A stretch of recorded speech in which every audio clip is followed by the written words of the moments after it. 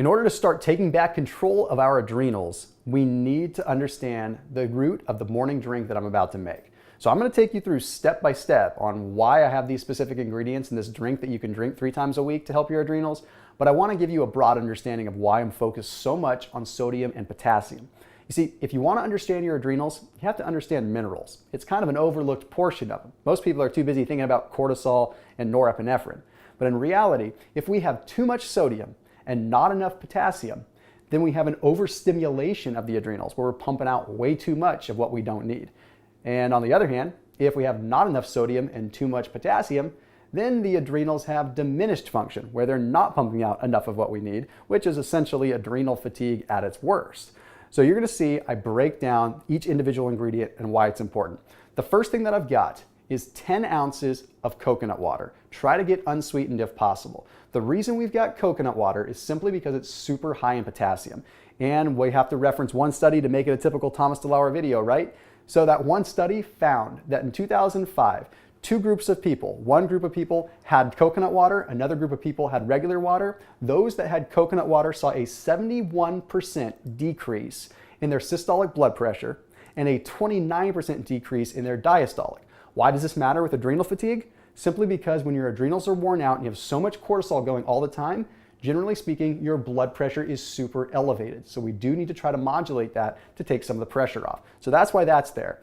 Okay, then the next step is I'm going to add a 1/4 cup of unsweetened cranberries. Crazy, right? The reason I've got the cranberries here is because they contain some really important things, particularly an antioxidant known as a proanthocyanidin. What that is a form of polyphenol that actually works in the gut lining. Why again does this matter? Who cares about the gut lining when we're talking about the adrenals? Well, the gut lining houses so much of our immune system that if we can actually help our immune system by supporting that gut lining, we can take some of the pressure again off of the adrenals. Basically, the adrenals affect cortisol, which does affect our immune system. So if we're able to help our immune system, it means more energy for our adrenals. So what I'm going to do with this is simply muddle it up. And again, I like to boil them first because if you don't boil them, then you're going to end up with a really nasty chunky drink. Muddle them up so you create kind of an unsweetened juice. And sure, you're not going to consume all the cranberries unless you really want to. So I'm adding those to the drink. Okay, next I've got a 1/4 teaspoon of Himalayan pink salt.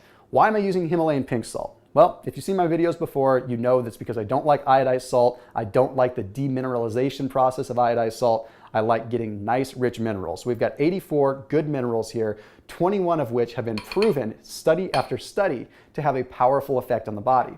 Why do we need sodium for our adrenals? Because when our adrenals are fatigued, they're not able to create as much aldosterone.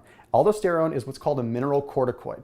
Okay, what aldosterone does is it helps regulate mineral balance within the body. That means regulating water, regulating potassium, regulating sodium. And if we don't have that regulation, things get out of whack. So when we don't have aldosterone, we end up craving salt. And a lot of times we don't even really need it. We just crave it because our aldosterone's out of whack. This essentially can cause that water retention. So if you're someone that's dealing with bloat, you might have a skewed response with aldosterone and you're taking in too much salt and your body's retaining water. So just a 1/4 teaspoon of that. Then we have cream of tartar, which is kind of a unique little thing. Cream of tartar is also known as potassium hydrogen tartrate, and it's simply a byproduct of winemaking. But the reason that I have a 1/4 teaspoon of this stuff here is again because it's crazy high in potassium, 16,500 milligrams of potassium per 100 grams. So we're not getting that much in there, but between the coconut water and the cream of tartar, we've got a nice potassium-rich little drink here. Now, again, this is something you're not going to do all the time. We're talking 3-4 times a week, so you don't want to overdo it on the potassium. Then the secret weapon, maca, all right? The cool thing about maca is it's an adaptogenic root.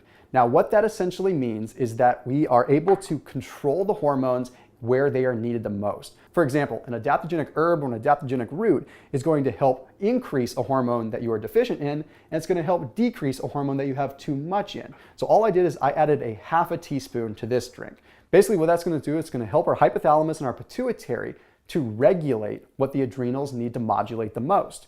So by working with the epicenter of what's really going to control the rest of our hormones, it can really help us balance out and find that homeostasis. All right, so now we've got all the ingredients combined. Just going to mix that sucker up, and I will be honest with you, it is a nasty looking drink. And unless you want to add some stevia to it, it doesn't taste all that amazing either.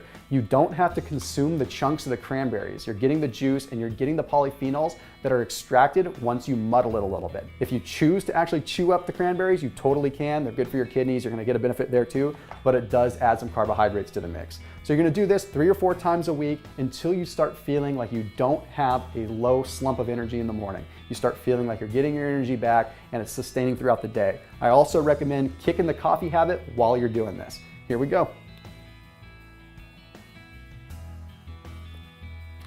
Not the best, but it'll do the job. See you guys in the next video.